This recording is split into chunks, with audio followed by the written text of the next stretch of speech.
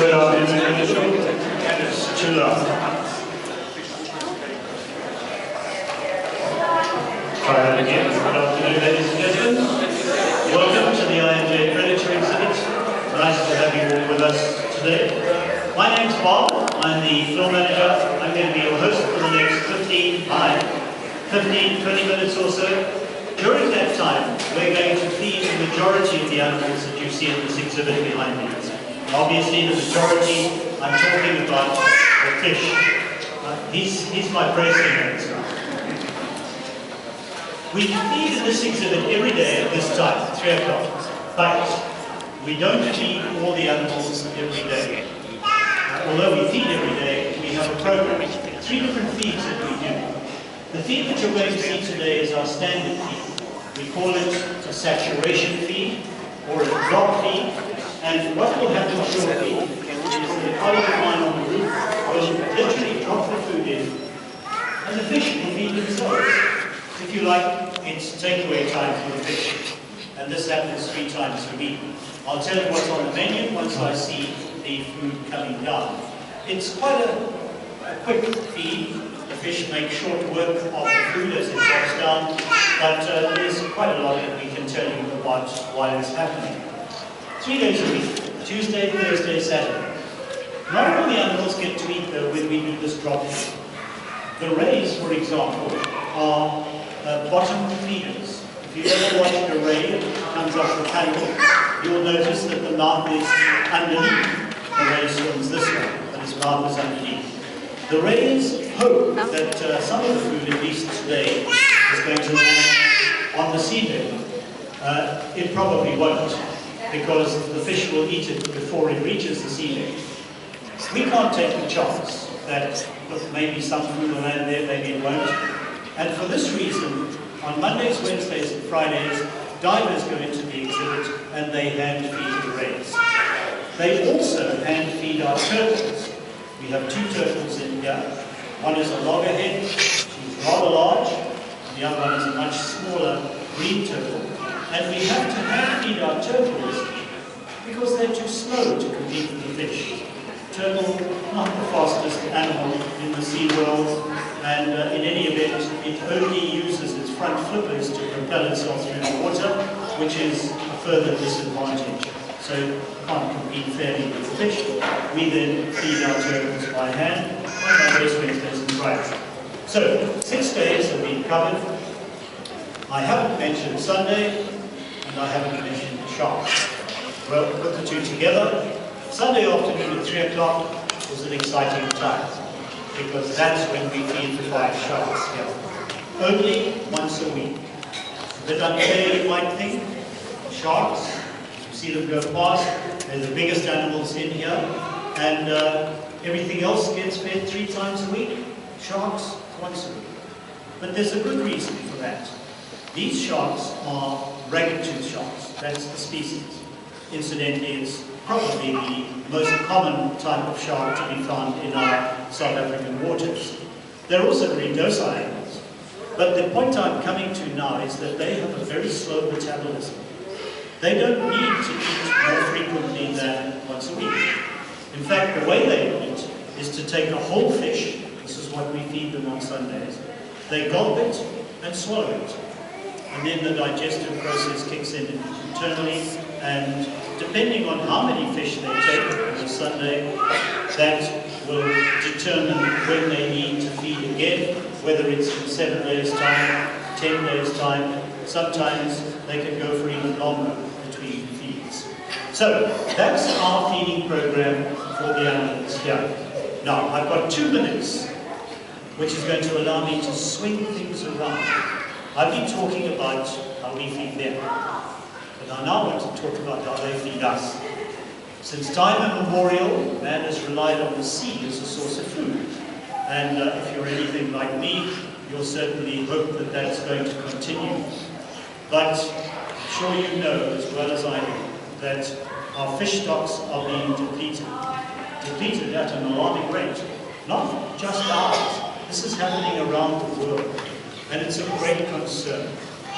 Now, in South Africa, an organization called SASSI, Southern African Sustainable Seafood Initiative, SASSI, they want all of us to become partners in trying to become part of the solution instead of part of the overfishing problem.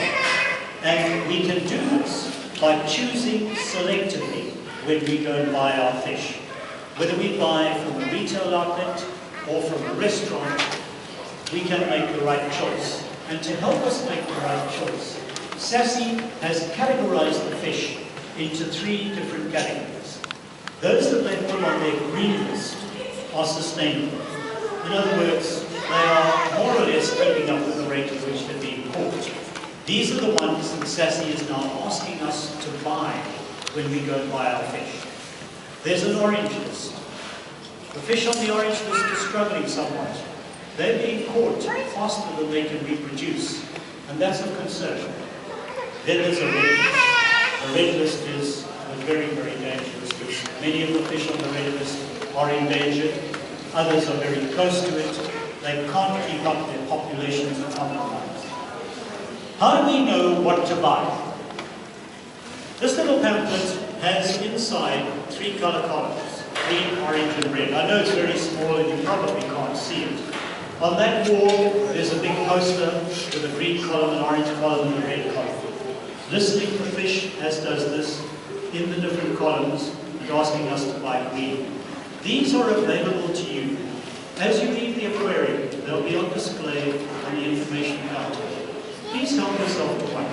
Keep it in your pocket, in your wallet. And when you go to buy fish, retail outlet, restaurant, please buy from the green list if you can. Choose wisely. And in that way, it's a small way, but if we all do it, we'll be helping the guys on the orange list and the guys on the red list to recover. Right, that's the end of the commercial. No more commercials, I promise you. Well, I've still got a few minutes. I need to brush. So that gives me an opportunity to tell you about this exhibit. I'll keep a watchful eye out for the food coming in. This is the largest exhibit in the aquarium. Here it is. Well. Here we go. Right, not bad time. Some squid so far. I said I would tell you what's on the menu. I've seen squid and that's about over 8 as well.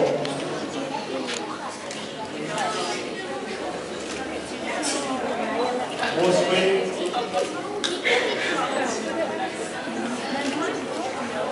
turtle trying to get in on the act up there. That's the little green turtle.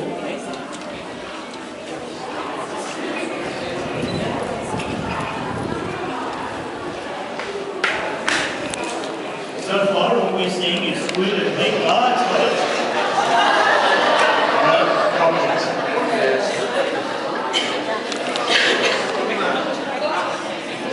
You don't need to feel too sorry for that little turtle. As I say, she's fed by hand, and what she misses out today, she'll make up. The food that we use to feed the animals in the aquarium is largely sponsored. You'll notice this exhibit is called the I&J Predator exhibit.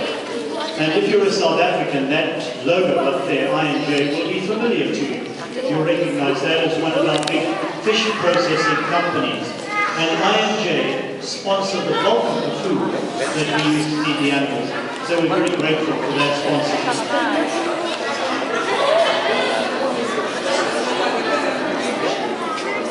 You'll notice all the little fish running around and not having much success in trying to eat the large pieces. Not to worry about them. They are fed separately. We give them very tiny, finely chopped up pieces of egg. Sometimes we mix it with porridge, and we call it egg mush, and they are fed this, so they don't really need to try to eat these larger pieces of fish that come down. In fact, their main intention is to keep out of the way of the bigger fish which might be catching them. It happens. It's a predator environment. There's some pilchards coming in now.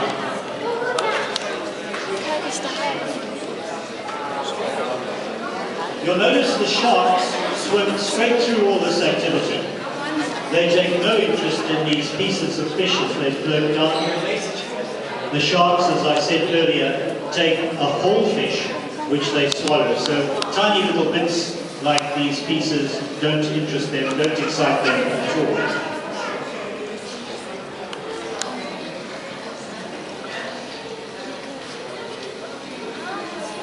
Remember, this feed happens 3 times a week, and that is more frequently than the fish would normally eat if they were out in the ocean. We do this on purpose, because again, I come back to the fact that it is a predator environment.